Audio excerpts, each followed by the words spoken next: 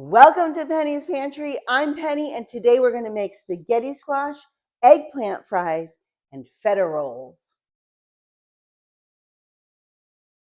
Okay, we're going to start with our spaghetti squash. And so you can find these spaghetti squash now if you look at local farmers market, because this is considered a winter squash or a winter vegetable. So if you have some farmers markets around your area, this would be a great find for you. So we're going to start with the spaghetti squash. And this is a really simple thing to do. So I like to keep it up like this, and then I'm just going to slice it down. Now you could do it a different way, but this is where I feel more comfortable because it has a little bit base, so it's not rolling around. So if it has a stem, you could break the stem off. This stem is very small, so I think I can cut through it, hopefully. And we're just gonna make our cut right like this, and then we're just gonna push it through. That's it. And then we're gonna clean out the seeds. I have my big spoon, and we're just gonna scoop out the seeds. Now you wanna be a little careful when you're scooping out the seeds, because you could start to scoop out the spaghetti squash because it kind of looks like maybe a seed or something like this little flimsy part here. Now you don't want to scoop that out because that's part of the spaghetti squash. So we're just going to take the seeds out. That's all we want to do. Everything else can stay. Then I'm going to do the other one. Now, this is one of my favorite dishes to have because it's easy, it's healthy, and it tastes really good. We're going to make some sauce for it too with some fresh tomatoes. All right, these are 2 hollow shells. We're going to get this in the oven pretty quick. So let me go get my pan.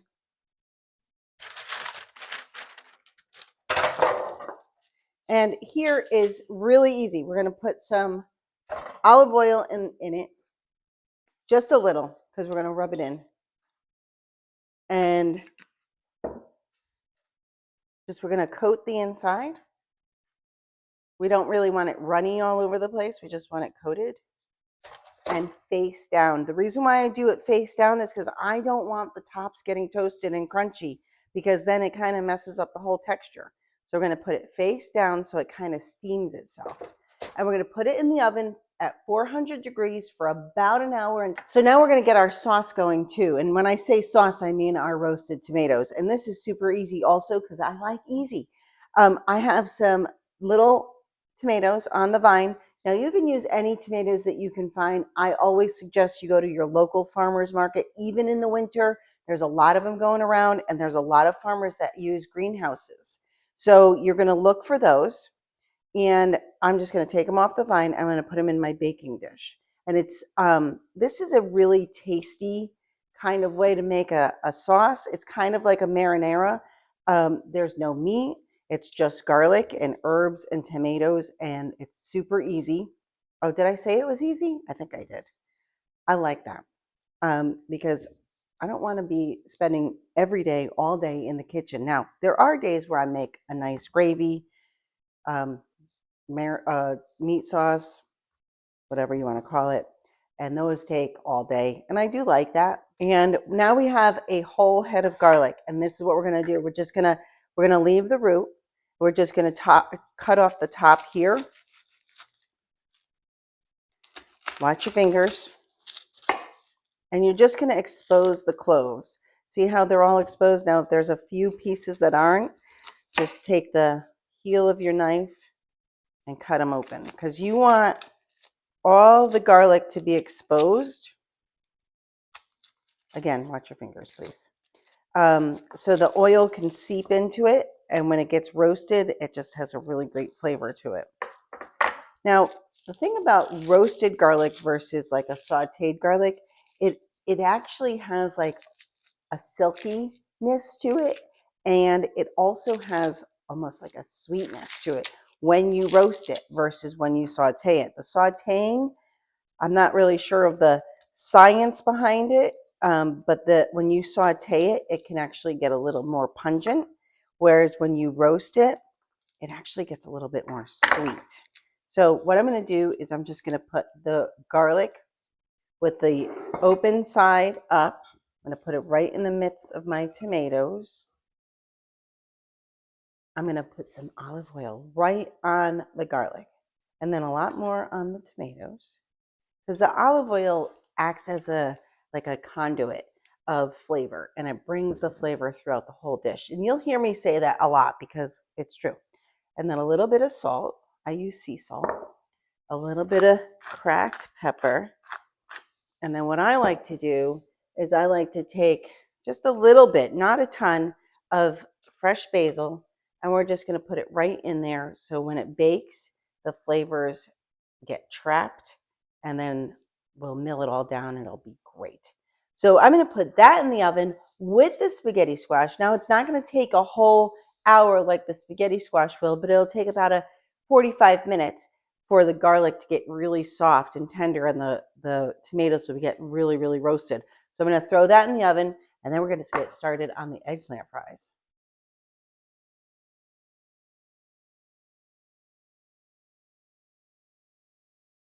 Okay, now we're going to make eggplant fries, and I'm going to tell you a quick story. So a girlfriend and I were out to dinner the other night, well, a couple of weeks ago, in Connecticut, and we ordered a bunch of appetizers, and eggplant fries was on the menu. And I was joking with her, and I said, you may see this on one of my shows, and here I am making it because they are so good. So I just cut off the top, and I'm just going to cut off the bottom here. And then what I'm going to do is I'm going to take a peeler, and I'm just going to peel the outside. Now, you don't have to peel the outside. Some people don't like to, and it's really up to you. It's a personal preference. I like to because I think the outside is a little bitter. And I'm going to use my different, I don't like this one. I like this one. Eggplant is a little moisture-ish, has a little bit of moisture in it. And a lot of times when you do fried eggplant, you want to set it out and let it dry a little bit on paper towels. Now we're not going to do that here, and the reason is because we're going to use flour, and the flour will absorb some of that moisture. So here I have the peeled eggplant, and now we're just going to cut the eggplant into fries. So I'm just going to cut it long ways in half, and again I'm going to cut it one more time long ways. So it looks like this. Okay, and then I'm going to cut it in half because I don't really want super long fries, because then people might tend to double dip, and we don't want that. So then we're just going to cut them into fry shot size. And that's it. And then what I have is I have a bag of, this is just plain all-purpose flour. We're going to just throw the eggplant in there as we cut it. But what we're going to do is we're not going to fry it on the stove. Now, if you really want the crunch and you want that, you can do that. I am going to do it in the air fryer. And I have one of those air fryers that look like an oven. So I'm going to put it on the highest temperature as possible. There's an actual setting for French fries. So I'm going to use that setting. And we're going to cook it up in the air fryer. But if you want to do it on the stovetop in oil, it might come out a little bit richer. But I'm going to try to save some of those extra calories for something else. So I'm going to use the air fryer. And then we're going to seal the bag, make sure it's sealed, because the next step is going to make a big mess if it's not. And there's some air in it, so you want like an air pocket, like a pillow. I'm just going to shake it. Make sure they're all coated. Looks pretty good. Try to pull them apart as you're going through. Okay, now we're going to take a farm fresh egg. So we're going to use one egg, and we're just going to break it in here. And we're just going to whip it up. Super easy. Now I like to add a little bit of water to my egg just to thin it out and better coating. My personal preference. So we're just going to whip it like you're making a scrambled egg.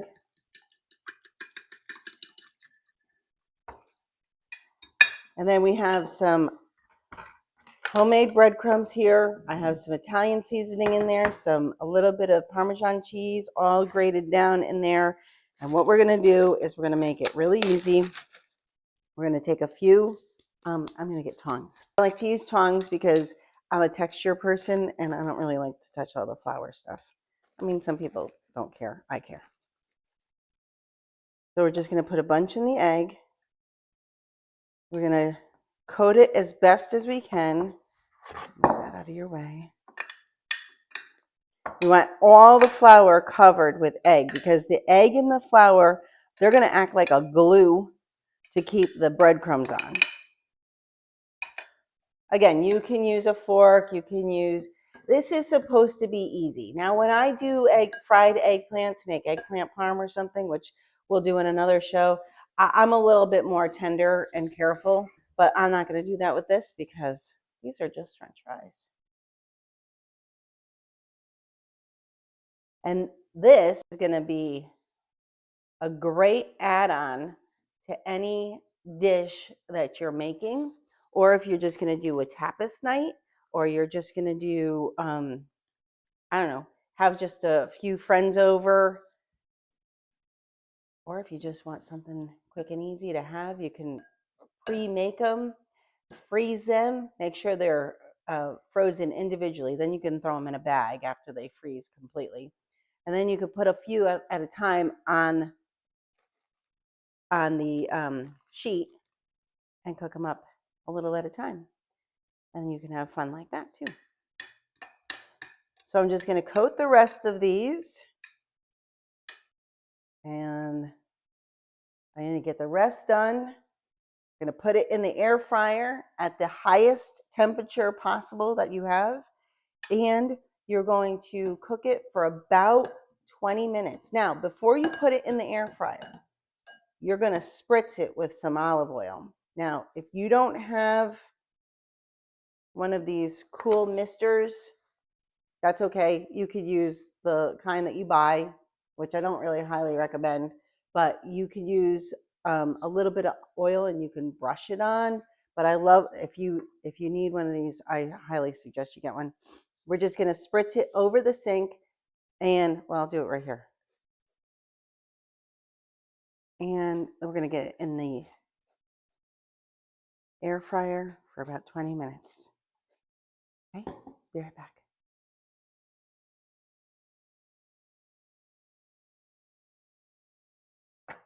Okay, while the eggplant is being fried and the spaghetti squash is being cooked and the tomatoes are being roasted, we're going to get to the next step.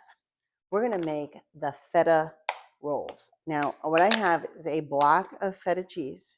It's just in a block. You don't want to get the crumbles because you want to keep it in the block.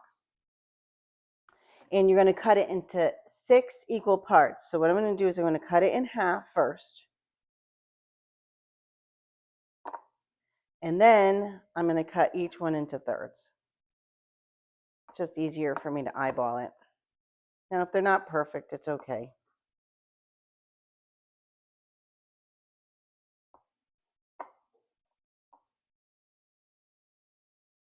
All right.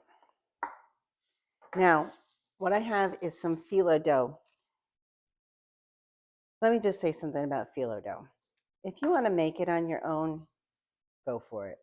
I think it would be, unless you have a machine that's going to actually roll the dough out for you, I think you're a little crazy. But if you want to do it, do it. I like to buy it frozen, and it's a lot easier.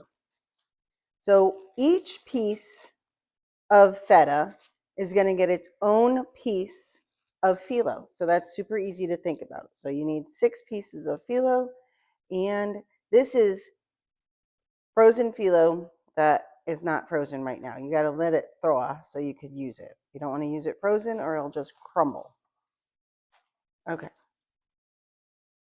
So what we're going to do is we're going to take 1 sheet of phyllo,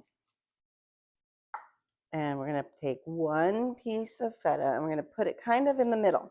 Here, it's about a 1/3 of the way, I guess. We're going to fold over the phyllo. And think of like an egg roll. So we're just going to roll it up. So we're going to fold it over, and then we're going to fold up the ends. Okay, whoops. And it's okay if it breaks because it's just phyllo. And we're just going to fold it. Super easy. We're going to do all 6 just like that. This one we're going to put in the air fryer as well. You can deep fry or pan fry, but I'm going to do air fryer because we already have it running, and I think it'll taste better. So we're just going to do that. Not all the extra grease from the pan.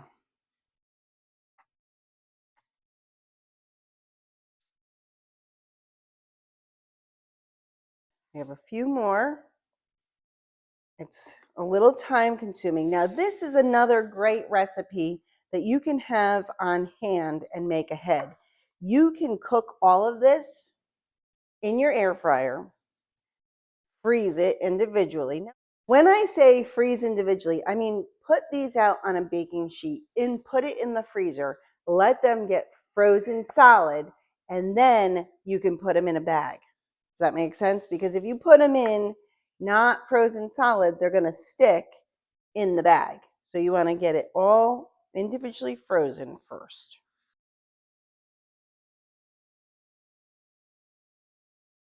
Okay, now let's roll up our phyllo so it doesn't get yucky.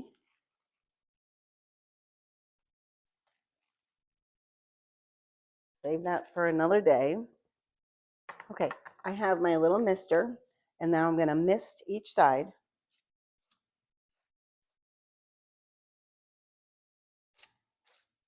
And then we're going to do the other side. And I'm going to do it on the cutting board so the oil doesn't all seep through the grated thing there.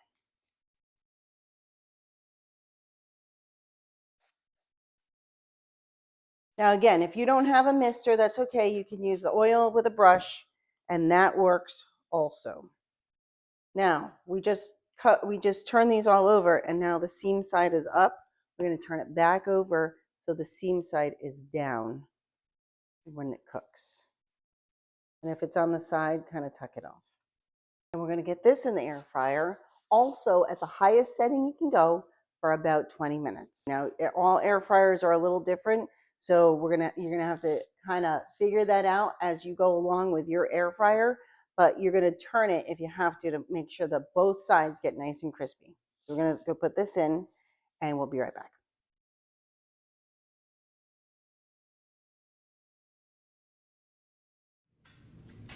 Now we're going to prep the hot honey, and I have about a half a cup of local honey, a tablespoon of apple cider vinegar, and then I have some red pepper flakes. You can do as many or as little as you want.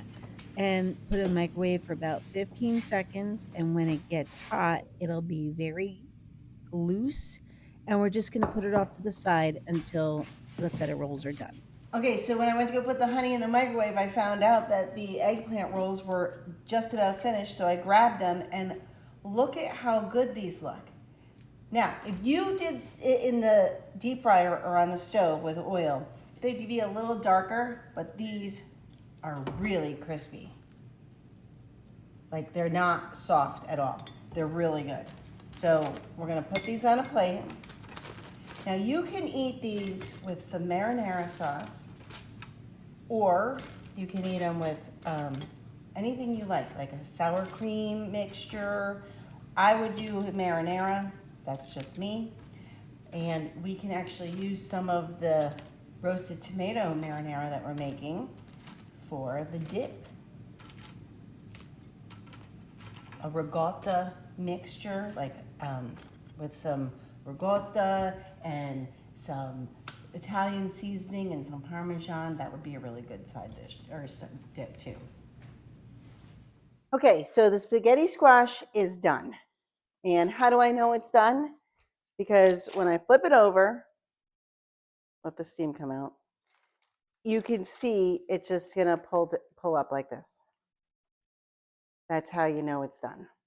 But we're not going to do it right now because we have to let it cool for a little bit so that we can handle it. But I wanted to show you an hour, 400. Look at how easy this is pulling apart. I want to do it, but I know I'm going to get burned. So I'm gonna restrain myself, and we'll do it in a few minutes. But in the meantime, we'll get the tomatoes going. So let me move this out of my way.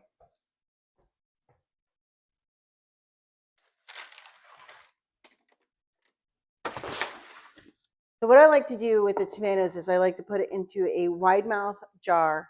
So, and then we're going to use the immersion blender, but it's super easy to do it like this. I like to do it like this. So I'm just going to scoop the tomatoes in. I don't peel them. If you want to peel them, feel free. All right, now we're going to just put the immersion blender in there.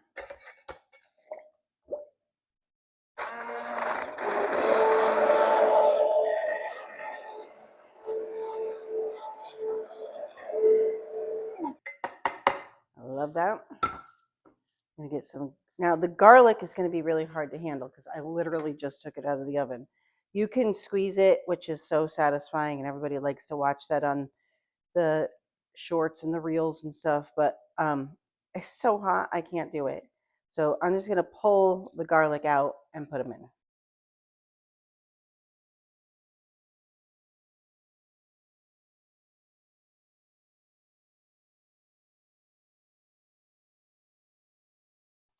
Now let's get the immersion blender again, and we're going to chop it up.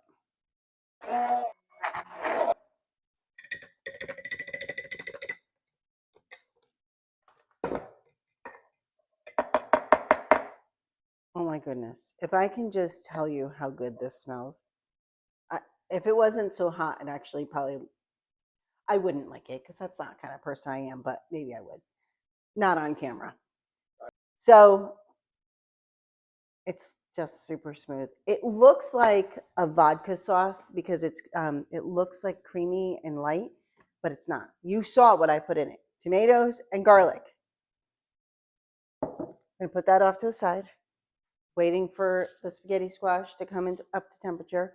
I'm gonna go grab the wonderful feta rolls. Would you look at this?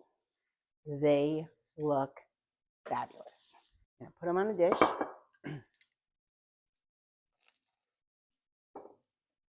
Look at that.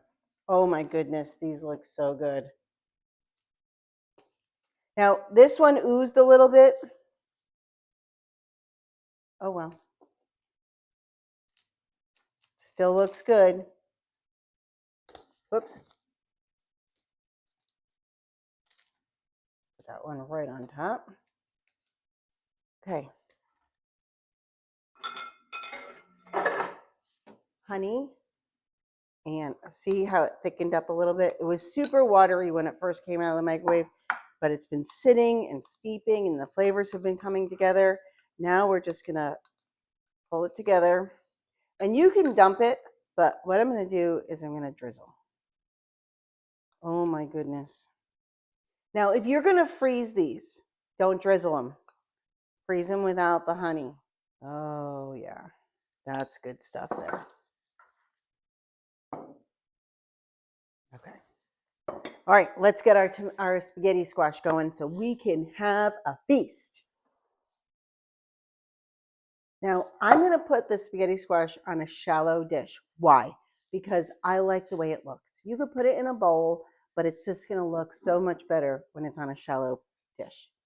Let's get a fork and let's get forking. Just pull it off to the side. You don't have to do anything crazy. Literally just pulling it off the side of the shell. And when you get a lot, you can scoop it onto the dish. This is a great thing to prep and put it in the freezer in small Ziploc bags by serving size. So like a half of a spaghetti squash would go into a Ziploc bag, and then you can put it, and then you could put it in the microwave, heat it up, and then you can have a quick spaghetti squash dish with your favorite toppings, whatever that is. I always like the tomatoes, but okay. Let's do this one. All right, look at that. See, this is why I like a shallow dish because you could just spread it out. And like I said, we're going to just do an appetizer meal right now. If this was a full meal, yeah, I would put it in a bowl and make it look all pretty. But I'm just going to make it as an appetizer. All right. So now what we're going to do is we're going to top it with the marinara. Oh my goodness, that looks so beautiful. We're gonna put some feta cheese. Now, if you are going vegetarian, because this dish without the feta cheese is really vegetarian, if you're going vegetarian, bypass the feta cheese. If you're not, have at it. And then what we're gonna do is we're gonna take some fresh parsley, give it a quick chop.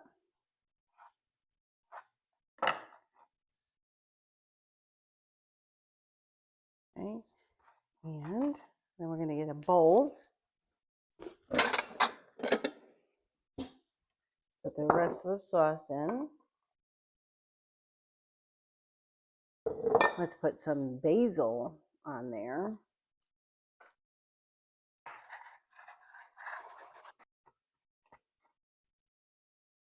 A little basil on the sauce. A little on there. Why not? A little mixture of flavor. Bring it all together. Here we go. We have our eggplant fries. We have our feta rolls, and we have our spaghetti squash, and there's the extra dip. I hope you enjoy this. If you like what I did, if you try any of my recipes, go on my Facebook page, message me, tell me that you like it, tell me what if you didn't. No, don't tell me if you didn't. And I would love to hear some feedback from you. Thanks for joining me on Penny's Pantry, and I'll see you next time.